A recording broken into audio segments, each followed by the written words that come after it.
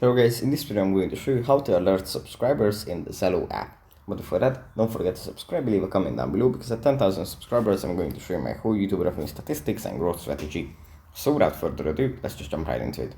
First, we have to open up the Zello app, and here it opens up in the context menu.